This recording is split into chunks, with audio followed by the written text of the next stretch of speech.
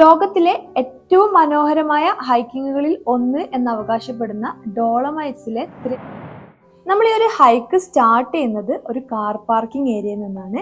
എന്നാൽ എന്തുകൊണ്ട് നമ്മൾ കാർ ഇങ്ങോട്ട് കൊണ്ടുവന്നില്ല എന്ന് ചോദിച്ചിട്ടുണ്ടെങ്കിൽ, സമ്മർ ടൈമിൽ അല്ലാതെ വരുന്നുണ്ടെങ്കിൽ റോഡുകൾ ക്ലോസ് ആയിരിക്കാനുള്ള ചാൻസ് കൂടുതലാണ്. മൗണ്ടെയിൻസ് ഏരിയ ആയതുകൊണ്ട് തന്നെ പെട്ടെന്ന് സ്നോഫോൾ ഉണ്ടാവാനും റോഡുകൾ ക്ലോസ് ആവാനൊക്കെ ചാൻസ് ഉണ്ട്.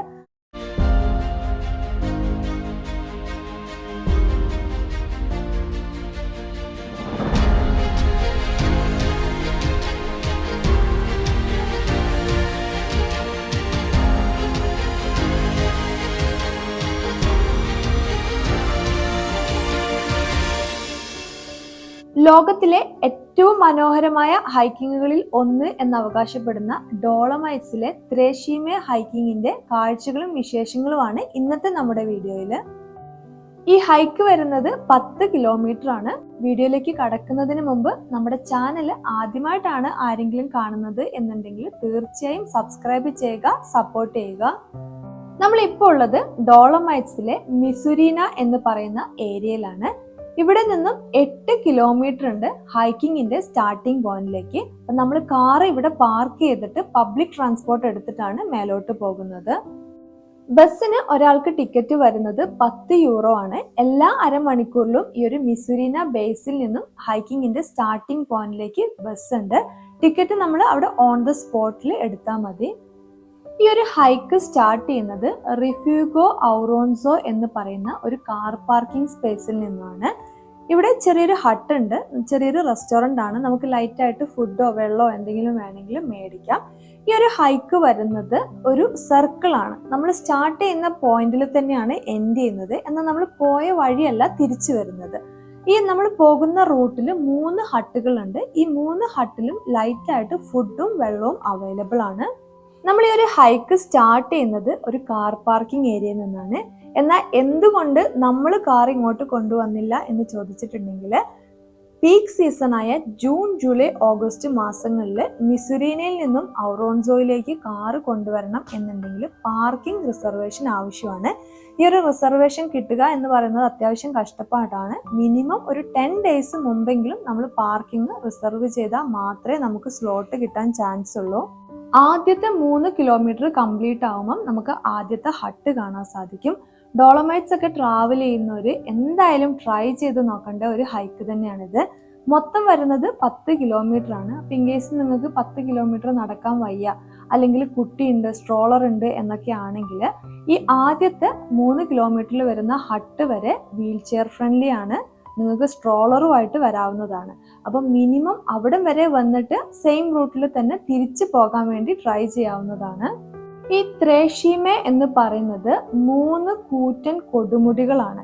ശരിക്കും ഫോട്ടോ കാണുന്നത് പോലെ ഒരു ചെറിയ സ്ട്രക്ചർ അല്ല, അത്യാവശ്യം നല്ല വലിയ സ്ട്രക്ചറാണത്.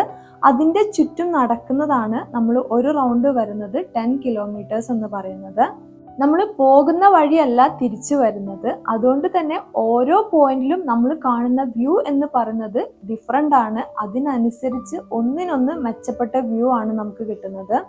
ഞാൻ പോയിന്റ് ചെയ്തിട്ടുള്ളത് ഒരു വഴിയാണ്. നമുക്ക് വേണമെന്നുണ്ടെങ്കിൽ ആ ഒരു മലയുടെ സൈഡിലൂടെ പോകാം. അവിടെ നിന്നാണ് ത്രേഷീമയുടെ ഏറ്റവും പെർഫെക്റ്റ് ആയിട്ടുള്ള ഒരു വ്യൂ നമുക്ക് കാണാൻ പറ്റുന്നത്. എന്നാൽ കുട്ടികളൊക്കെ ആയിട്ട് പോകാൻ കുറച്ച് റിസ്ക് ഉള്ള റൂട്ടാണത്. നമ്മൾ ഈ 10 കിലോമീറ്റർ ഹൈക്ക് എന്ന് പറയുന്നത് ഏറ്റവും മിനിമം ഡിസ്റ്റൻസ് ആണ്. നമ്മൾ ഏറ്റവും ചുരുങ്ങിയ റൂട്ട് എടുത്തിട്ടാണ് ത്രേഷീമെ കംപ്ലീറ്റ് ചെയ്യുന്നത്. എന്നാൽ നമുക്ക് ആ ഹൈക്കിൻ്റെ ഇടയിൽ ഒത്തിരി വേറെയും വഴികൾ കാണാൻ പറ്റും. അതിലൊക്കെ നല്ല നല്ല വ്യൂ ഉള്ള, അത്യാവശ്യം നന്നായിട്ട് ഹൈക്ക് ചെയ്യാൻ പറ്റുന്ന വഴികളാണ്. പക്ഷെ നമ്മൾ ഏറ്റവും ഷോർട്ടായിട്ടുള്ള 10 കിലോമീറ്ററിൻ്റെ റൂട്ടാണ് എടുത്തിട്ടുള്ളത്. ഇത് ഹാർഡായിട്ടുള്ള ഒരു ഹൈക്കാണോ എന്ന് ചോദിച്ചിട്ടുണ്ടെങ്കിൽ അത്ര ഹാർഡും അല്ല, എന്നാൽ ഒത്തിരി ഈസിയും അല്ല. കാരണം ലാസ്റ്റ് വരുമ്പം റോഡൊക്കെ കുറച്ചൊരു നടക്കാൻ ബുദ്ധിമുട്ടുള്ള വഴിയാണ്. എന്നാൽ ഒത്തിരി ഹാർഡെന്ന് നമുക്ക് ഒരിക്കലും പറയാൻ പറ്റില്ല. നമ്മൾ ഈ ഒരു യാത്രയിൽ വളരെ ഇൻട്രസ്റ്റിംഗ് ആയിട്ടൊരു സംഭവം കണ്ടു. നമ്മൾ നടക്കുന്ന സമയത്ത് നിലത്തിങ്ങനെ പൂക്കൾ വീണ് കിടക്കുന്നത് പോലെ. എന്നാൽ അത് എടുക്കാൻ നോക്കിയാൽ നല്ല സ്ട്രോങ് ആയിട്ട് അത് നിലത്താണ് ഉണ്ടായിട്ടുള്ളത്. അത്യാവശ്യം നല്ല സ്ട്രോങ് ആണ്, പറിക്കാൻ പറ്റില്ല. അതിനകത്തൊരു മുള്ളു പോലെ എന്തോ ഉണ്ട്. എന്നാൽ കാണാൻ നല്ല രസമുണ്ട്. നിലത്തിങ്ങനെ വീണ് കിടക്കുന്ന പോലെ കുറേ ഫ്ലവേഴ്സ്. നമ്മളിപ്പോൾ കാണുന്നത് ഈ ഒരു ഹൈക്കിങ്ങിലെ 3ാമത്തെ ഹട്ടാണ്. ആക്ച്വലി 10 കിലോമീറ്റർ വരുന്ന ഈ ഒരു ഹൈക്ക് കംപ്ലീറ്റ് ചെയ്യാൻ 3 മുതൽ 4 മണിക്കൂർ വരെ ടൈമാണ് അവർ പറയുന്നത്. എന്നാൽ നമ്മൾ 10:30 സ്റ്റാർട്ട് ചെയ്തിട്ട് മൂന്നാമത്തെ ഹട്ട് എത്തിയപ്പോഴേക്ക് 4:30 മണിയായി. അതായത് നമ്മൾ വ്യൂ കണ്ടും ഫോട്ടോ എടുത്തും വീഡിയോസ് എടുത്തൊക്കെ ഒത്തിരി സമയം സ്പെൻഡ് ചെയ്തു. അപ്പോൾ ഈ ഒരു ഹൈക്ക് വരുന്നവർ കറക്റ്റ് ഒരു 3-4 മണിക്കൂറല്ല എക്സ്ട്രാ ടൈം കരുതുക. കാരണം അത്രയും നല്ല വ്യൂസ് ഉള്ള ഒരു ഏരിയ ആണ്. അപ്പോൾ നമ്മൾ ആ ഹട്ടിൽ നിന്ന് അത്യാവശ്യം ഫുഡൊക്കെ കഴിച്ചിട്ടാണ് ബാക്കി ഹൈക്ക് കംപ്ലീറ്റ് ചെയ്തിട്ടുള്ളത്. നമ്മൾ ഒത്തിരി ആഗ്രഹിച്ച് നടത്തിയ ഒരു ട്രിപ്പാണ് ഡോളോമൈറ്റ്സ് എന്ന് പറയുന്നത്.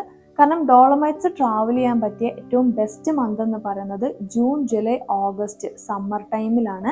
സമ്മർ ടൈമിലല്ലാതെ വരുന്നുണ്ടെങ്കിൽ റോഡുകൾ ക്ലോസ് ആയിരിക്കാനുള്ള ചാൻസ് കൂടുതലാണ്. മൗണ്ടെയ്ൻസ് ഏരിയ ആയതുകൊണ്ട് തന്നെ പെട്ടെന്ന് സ്നോഫോൾ ഉണ്ടാവാനും റോഡുകൾ ക്ലോസ് ആവാനൊക്കെ ചാൻസ് ഉണ്ട്. അതുപോലെ തന്നെ പബ്ലിക് ട്രാൻസ്പോർട്ടും ഏറ്റവും നന്നായിട്ട് അവൈലബിൾ ആയിരിക്കുന്നത് ഈ 3 മാസങ്ങളിലാണ്. അപ്പം സമ്മറിലല്ലാതെ ട്രാവൽ ചെയ്യുന്നവർ എപ്പോഴും റോഡ് ഓപ്പൺ ആണോ എന്ന് ചെക്ക് ചെയ്യുക. അതുപോലെ തന്നെ നമുക്ക് ഈ ഒരു ട്രിപ്പിൽ മനസ്സിലായത് കയ്യിൽ എപ്പോഴും കുറച്ച് യൂറോ കരുതുക. കാരണം ഇപ്പം നമ്മൾ കണ്ടുപോലെയുള്ള ചെറിയ ഹട്ടുകൾ ടോൾ ഗേറ്റ്സിലൊന്നും അവർ കാർഡ് അക്സെപ്റ്റ് ചെയ്യുന്നില്ല, യൂറോ തന്നെയാണ് അക്സെപ്റ്റ് ചെയ്യുന്നുള്ളൂ. അതുപോലെ ഈ ഒരു ഹൈക്ക് വരാൻ താല്പര്യമുള്ളവരാണെങ്കിൽ വെള്ളം എപ്പോഴും കരുതുക. ഇതിൻ്റെ ഇടയിൽ വേറെ വാട്ടർ സോഴ്സ് ഒന്നുമില്ല. അപ്പം നമുക്ക് വേണ്ട വെള്ളം എപ്പോഴും കയ്യിൽ കരുതുക. ഡോളോമൈറ്റ്സിൽ നമ്മൾ ചെയ്തതിൽ നമുക്ക് ഏറ്റവും ഇഷ്ടപ്പെട്ടത് ത്രേഷ്യമ്മേ ഹൈക്കാണ്. അല്ലെങ്കിൽ ആ ഒരു ഹൈക്ക് നമ്മൾ അത്രയും എൻജോയ് ചെയ്തിട്ടാണ് കംപ്ലീറ്റ് ചെയ്തിട്ടുള്ളത്. അപ്പോൾ ത്രേഷ്യമ്മേ ഹൈക്കിങ്ങിൻ്റെ കാഴ്ചകളും വിശേഷങ്ങളും എല്ലാവർക്കും ഇഷ്ടപ്പെട്ടു എന്ന് വിചാരിക്കുന്നു. കൂടുതൽ ഡോളോമൈറ്റ്സ് വിശേഷങ്ങളുമായി അടുത്ത വീഡിയോയിൽ കാണാം. Thanks for watching.